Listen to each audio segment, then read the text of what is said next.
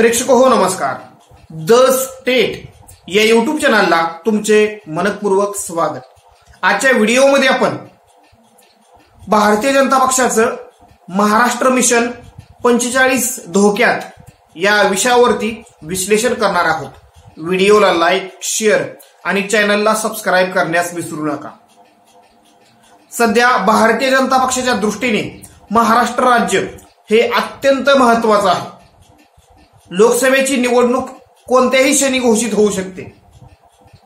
2024च्या लोकसभा निवडणुकीमध्ये 400 पेक्षा अधिक जागा जिंकण्याचं टार्गेट हे भारतीय जनता पक्षाने ठेवलेलं आहे आणि त्यासाठी महाराष्ट्रातील 48 पैकी 45 पेक्षा अधिक जागा जिंकण्याचं उद्दिष्ट किंवा टार्गेट भारतीय जनता पक्षाने ठेवलेलं आहे. परंतु 2014 आणि 2019 मध्ये ज्या पद्धतीनं पोषक असं राजकीय वातावरण भारतीय जनता पक्षाच्या बाजूने आणि नरेंद्र मोदी यांच्याबद्दल एक सकारात्मक वातावरण महाराष्ट्राच्या जनतेमध्ये होतं, तशा पद्धतीचं राजकीय वातावरण सध्या महाराष्ट्रामध्ये दिसत नाही. त्यामुळं भारतीय जनता पक्षाचे केंद्रीय नेते प्रत्येक राजकीय पाऊल विचारपूर्वक टाकत आहेत. महाराष्ट्रातील लोकसभेच्या 48 पैकी भारतीय जनता पक्षाच्या तिकिटावरती म्हणजेच कमळ चिन्हावरती जास्तीत जास्त जागा लढवाव्यात असा भारतीय जनता पक्षाच्या नेत्यांचा विचार सुरू असल्याचं दिसत आहे. भारतीय जनता पक्षाबरोबर सध्या महाराष्ट्रामध्ये एकनाथ शिंदे यांची शिवसेना आणि अजित पवार यांची राष्ट्रवादी काँग्रेस पक्ष आणि त्याचबरोबर इतर छोटे राजकीय पक्ष यांची महायुती आहे. अर्थातच या महायुतीमध्ये जागा वाटप करत असताना भारतीय जनता पक्षाचा शब्द किंवा भारतीय जनता पक्षाच्या केंद्रीय नेतृत्वाचा शब्द हा अंतिम असणार आहे. भारतीय जनता पक्षाच्या अटी शर्तीवरतीच एकनाथ शिंदे गट असेल किंवा अजित पवार गटाला त्या शर्ती किंवा त्या अटी मान्य कराव्या लागतील. अशाच प्रकारचं राजकीय चित्र सध्या तर दिसत आहे. म्हणजे एकंदरीत महाराष्ट्रातील राजकीय समीकरण पुन्हा एकदा आपल्या बाजूला वळवण्यासाठी भारतीय जनता पक्षाकडून सर्व शर्तीचे प्रयत्न या अंतिम क्षणी केले जात आहेत. सध्या महायुतीमध्ये म्हणजेच भारतीय जनता पक्षाच्या नेतृत्वाखालील महायुतीमध्ये जागा वाटपांची चर्चा सुरू आहे. भारतीय जनता पक्षाचे केंद्रीय नेते म्हणजेच भारतीय जनता पक्षाचं आला कमान ज्याला म्हणतात ते अमित शहा हे महाराष्ट्राच्या 2 दिवसांच्या दौऱ्यावरती आहेत. अर्थातच अमित शहा यांनी मुख्यमंत्री एकनाथ शिंदे, उपमुख्यमंत्री अजित पवार यांची भेट घेतलेली आहे आणि या भेटीमध्ये जी चर्चा झालेली आहे आणि ती त्या चर्चेमध्ये काही अशा गोष्टी ठरलेल्या आहेत किंवा ज्या चर्चा मीडियामध्ये सध्या होताना दिसत आहेत. त्यामधून असं दिसतंय की महाराष्ट्रामध्ये बीजेपी येणाऱ्या लोकसभा निवडणुकीत 30 पेक्षा अधिक जागा म्हणजेच 32 ते 34 जागा भारतीय जनता पक्ष लढू शकतो. त्याचबरोबर अजित पवार यांच्या राष्ट्रवादी काँग्रेस पक्षाला 3 ते 4 जागा तर एकनाथ शिंदे यांच्या शिवसेनेला 8 ते 10 जागा मिळू शकतात. म्हणजे जागा वाटपात एकंदरीत भारतीय जनता पक्षाचं वर्चस्व असणार आहे. त्याचबरोबर येणाऱ्या लोकसभा निवडणुकीमध्ये भारतीय जनता पक्षाकडून दिग्गज नेत्यांना यामध्ये राज्य सरकारमध्ये जे आमदार मंत्री आहेत अशा ताकदवार नेत्यांना लोकसभेच्या मैदानामध्ये उतरवलं जाऊ शकतो अशा प्रकारची चर्चा सुद्धा सुरू आहे. यामध्ये प्रामुख्याने बीडमधून पंकजा मुंडे, चंद्रपूरमधून सुधीर मुनगंटीवार, त्याचबरोबर चंद्रशेखर बावनकुळे, विनोद तावडे, देवेंद्र फडणवीस, आशिष शेलार अशा मोठ्या दिग्गज नेत्यांना सुद्धा लोकसभेच्या मैदानात उतरवलं जाऊ शकतं. सध्या भारतीय जनता पक्षाकडे महाराष्ट्रामध्ये कोणताही असा एक नॅरेटिव्ह नाही ज्या नॅरेटिव्हच्या बळावरती महाराष्ट्रामध्ये एकतर्फी भारतीय जनता पक्षाच्या बाजूनं वातावरण निर्मिती होऊ शकेल. कारण ज्या पद्धतीनं गेल्या 2.5 वर्षामध्ये भारतीय जनता पक्षाने सत्तेचे राजकीय प्रयोग आणि फोडाफोडीचे जे राजकीय प्रयोग महाराष्ट्रामध्ये केलेले आहेत, त्यामुळे कुठेतरी भारतीय जनता पक्षाबद्दल एक निगेटिव्ह परसेप्शन तयार होताना दिसत आहे. महाविकास आघाडी एका बाजूला एकजूट होताना दिसत आहे, तर महायुतीमध्ये एक असमंजसपणा किंवा जरी वरून समन्वय दिसत असला तरी सुद्धा आतून एक वाक्यता दिसत नाही. भारतीय जनता पक्षाच्या नेत्यांना याचीही भीती आहे की जर अजित पवार आणि एकनाथ शिंदे गटाच्या विद्यमान खासदारांची तिकिटे कापली तर त्यांची भूमिका काय राहील. दुसरी चर्चा अशीही ऐकायला मिळते की अजित पवार गटाचे तसेच एकनाथ शिंदे यांच्या गटाचे काही उमेदवार हे भारतीय जनता पक्षाच्या कमळ चिन्हावरती लढू शकतात. म्हणजे एकंदरीत जागा वाटप असो, उमेदवार ठरवणं असो, यामध्ये भारतीय जनता पक्षाची भूमिका ही अंतिम राहणार आहे. जरी महाराष्ट्रामध्ये देवेंद्र फडणवीस यांच्याकडे भारतीय जनता पक्षाची सूत्र जरी असली तरी सुद्धा सध्या भारतीय जनता पक्षाची सर्व भूमिका ही दिल्लीतून ठरताना दिसत आहे. म्हणजेच एकंदरीत नरेंद्र मोदी आणि अमित शहा यांच्या समोर एक प्रकारे अजित पवार असतील किंवा एकनाथ शिंदे असतील यांनी एक प्रकारे सरेंडर केल्याचं दिसत आहे. जर जागावाटपामध्ये 2019च्या निवडणुकीप्रमाणे एकनाथ शिंदे यांच्या शिवसेनेला हिस्सा मिळाला नाही किंवा अजित पवार यांच्या राष्ट्रवादी काँग्रेस पक्षाला भागीदारी मिळाली नाही, तर विरोधी पक्षांकडून आणि विशेष करून उद्धव ठाकरे यांच्या शिवसेनेकडून आणि शरद पवार यांच्या नेतृत्वाखालील असणाऱ्या राष्ट्रवादी काँग्रेस पक्षाकडून या दोन्ही नेत्यांवरती जबरदस्त असे टीकेचे प्रहार केले जातील आणि जनतेमध्ये सुद्धा एक नकारात्मक संदेश यामुळे जाऊ शकतो. त्यामुळं आपल्या विद्यमान खासदारांना उमेदवारी मिळावी यासाठी एकनाथ शिंदे हे आग्रही दिसत आहेत. परंतु ज्या पद्धतीनं भारतीय जनता पक्ष सध्या वाटाघाटी करताना दिसत आहे आणि एकंदरीत भारतीय जनता पक्षाला कमळ चिन्हावरती जास्तीत जास्त उमेदवार निवडून आणायचे असल्यामुळं भारतीय जनता पक्ष निवडणूक मध्ये उमेदवार उभं करताना आक्रमक पद्धतीनेच रणनीती आखताना दिसत आहे. भारतीय जनता पक्ष असा कोणताही नॅरेटिव्ह गेल्या 2-2.5 वर्षात महाराष्ट्रामध्ये उभं करू शकलं नाही. त्याचबरोबर एकनाथ शिंदे यांच्या सरकारची कामगिरी एवढीही उजवी नाही की जनता त्यांना भरभरून मतदान करेल. मराठा रिझर्वेशनचा प्रश्न असो अथवा धनगर रिझर्वेशनचा प्रश्न असो अथवा मराठा ओबीसी यांच्यामध्ये एक जी संघर्षाची परिस्थिती निर्माण झाली असो, यामुळे कुठेतरी भारतीय जनता पक्षाच्या विरोधात एक रोष हा जनतेमध्येच दिसत आहे.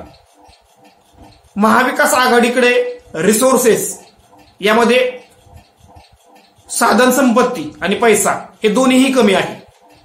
त्याचबरोबर ताकदवर नेत्यांची फळी ही अजित पवार आणि एकनाथ शिंदे यांच्या बरोबर गेल्यामुळं अर्थातच महाविकास आघाडीमध्ये ताकदवान नेते राहिलेले नाहीत. त्यामुळं महाविकास आघाडीला उमेदवार उभे करताना मोठ्या अडचणींचा सामना करावा लागू शकतो. परंतु महाविकास आघाडीच्या बाजूनं एक प्लस पॉइंट आहे की उद्धव ठाकरे आणि शरद पवार यांच्याबद्दल एक चांगली सहानुभूती ही जनतेमध्ये दिसत आहे. अमित शहा यांनी आपल्या कालच्या भाषणामध्ये उद्धव ठाकरे आणि शरद पवार या दोन्ही नेत्यांवरती कडाडून टीकेचे प्रहार केले. याचा अर्थ काय? याचा अर्थ येणाऱ्या निवडणुकीमध्ये भारतीय जनता पक्षासमोर आणि केंद्रीय मंत्री अमित शहा असतील किंवा नरेंद्र मोदी असतील यांच्यासमोर महाराष्ट्रामध्ये शरद पवार आणि उद्धव ठाकरे यांचंच आव्हान असेल.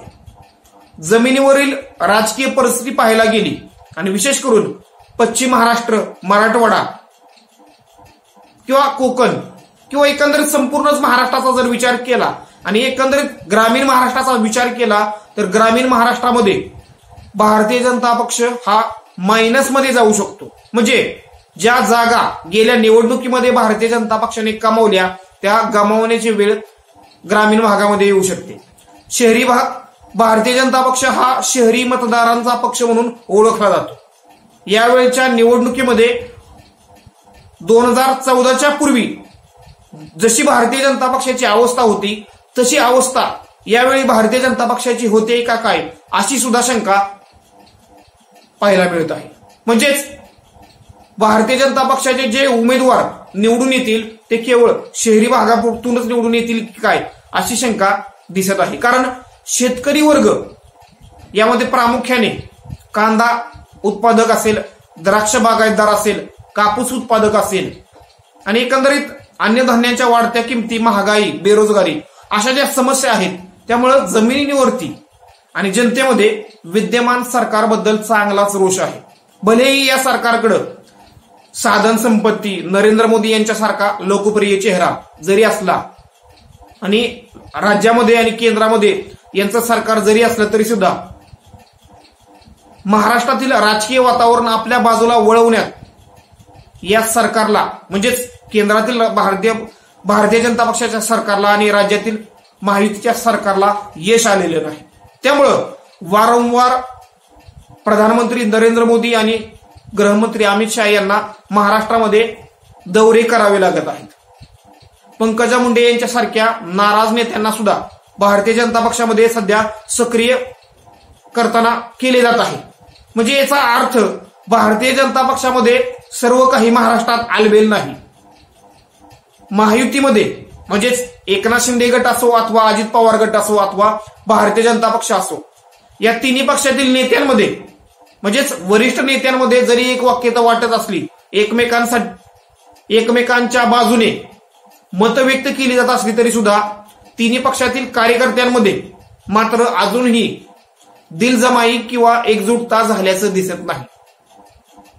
त्यामुळं आणि त्याचबरोबर बच्चू कडू असतील, त्याचबरोबर महादेव जानकर असतील किंवा सदाभाऊ खोत असतील यांच्यासारखे युतीतील जे छोटे पक्ष आहेत किंवा या नेत्यांचे जे युतीतील छोटे पक्ष आहेत ते देखील वारंवार आपली नाराजगी व्यक्त करताना दिसत आहेत. त्यामुळं एकंदरीत महाराष्ट्रातील राजकीय परिस्थिती यावेळी भारतीय जनता पक्षाला अनुकूल नाही आणि ही अनुकूल परिस्थिती प्रतिकूल परिस्थिती ही अनुकूल करण्याच्या दृष्टीने सध्या दिल्लीतून सर्व सूत्र हलवली जात आहेत. म्हणजेच महाराष्ट्रामध्ये भारतीय जनता पक्षाच्या बाजूनं वातावरण निर्मिती करण्यासाठी मोठमोठ्या राजकीय घोषणा किंवा मोठमोठ्या प्रोजेक्टच्या घोषणा महाराष्ट्रात येऊन नरेंद्र मोदी यांनी केल्या. त्याचबरोबर अमित शहा यांनी आपल्या भाषणात शरद पवार असतील, उद्धव ठाकरे असतील यांनी काय विकास केला, त्याचबरोबर शरद पवारांनी गेल्या 40 वर्षात काय विकास केला असे प्रश्न उपस्थित करून एक प्रकारे महाविकास आघाडीला चॅलेंज करण्याचं काम केलेलं आहे. अर्थातच सध्या भारतीय जनता पक्षाकडे महाराष्ट्रातील जे काही सामाजिक प्रश्न असतील, जे आर्थिक प्रश्न असतील याबाबत उत्तरे नाहीत. त्यामुळं मिशन 45, आपकी बार 400 पार असे नारे देऊन भारतीय जनता पक्ष मुद्द्यांपेक्षा, प्रश्नांपेक्षा भावनिक मुद्द्यावरती ही निवडणूक लढवण्याचा प्रयत्न करत आहे. परंतु यावेळी जे ग्रामीण भागामध्ये विशेष करून वातावरण दिसत आहे ते बघितलं तर असं वाटत आहे की ग्रामीण भागामध्ये भारतीय जनता पक्षाला जबरदस्त असा झटका बसू शकतो. आणि विशेष करून मुंबई सारख्या भागामध्ये किंवा मुंबई एरियामध्ये शिवसेना विरुद्ध भाजप अशी कडवी लढत पाहायला मिळेल. त्याचबरोबर अगर वंचित बहुजन आघाडी ही महाविकास आघाडी बरोबर आली तर महाराष्ट्रातील निकाल हे एकतर्फी सुद्धा लागू शकतात अशा पद्धतीचंही चित्र समोर येत आहे. वेगवेगळ्या सर्व्हेमध्ये महाराष्ट्रात भारतीय जनता पक्षाला अनुकूल असं वातावरण जरी दाखवलं जात असलं तरी सुद्धा सर्व्हेपेक्षा सध्याची वास्तविक परिस्थिती मात्र पूर्णपणे वेगळी आहे. मग ती उत्तर भारतातील असो अथवा महाराष्ट्रातील असो, सर्वे हे भारतीय जनता पक्षाच्या बाजूने एक सकारात्मक वातावरण तयार करण्यासाठीच दाखवलं जात असल्याची एक शंका येत आहे. कारण ज्या पद्धतीनं गेल्या 10 वर्षामध्ये मीडियाचा व्यवहार राहिलेला आहे आणि 10 वर्ष ज्या पद्धतीनं सर्वे कंपन्या आपल्या कामातून जे आउटपुट किंवा जे रिझल्ट देत आहेत ते पाहिलं गेलं तर सत्ताधाऱ्यांच्या बाजूनं कौल देण्याची एक परंपरा या सर्वेमधून समोर आल्याचं दिसत आहे. त्यामुळे एकंदरीत या सर्व गोष्टींचा विचार करता आणि एकंदरीत भारतीय जनता पक्षाकडे नरेंद्र मोदी यांच्यासारखं लोकप्रिय नेतृत्व जरी असलं तरी त्या नेतृत्वाच्या बळावरती किंवा त्या नेतृत्वाच्या नावावरती महाराष्ट्रात मतदान मिळेल अशी परिस्थिती सध्या नाही. कारण जी अनुकूलता 2014ला आणि 2019ला भारतीय जनता पक्षासाठी होती ती अनुकूलता किंवा ते पोषक वातावरण यावेळी नाही. त्यामुळं भारतीय जनता पक्ष हा प्रत्येक राजकीय पाऊल किंवा आपली स्ट्रॅटेजी ठरवताना अत्यंत काळजीपूर्वक पावले टाकताना दिसत आहे आणि त्यासाठी महाराष्ट्रातील सर्व राजकीय सूत्रे नरेंद्र मोदी असतील किंवा गृहमंत्री अमित शहा असतील यांनी आपल्या हातामध्ये घेतल्याचं दिसत आहे. त्यामुळं महाराष्ट्रामध्ये भाजप असो अथवा एकनाथ शिंदे यांची शिवसेना असो अथवा अजित पवार यांचा राष्ट्रवादी काँग्रेस पक्ष असो या तिन्ही पक्षांची लोकसभा निवडणुकीत जी भूमिका असेल ती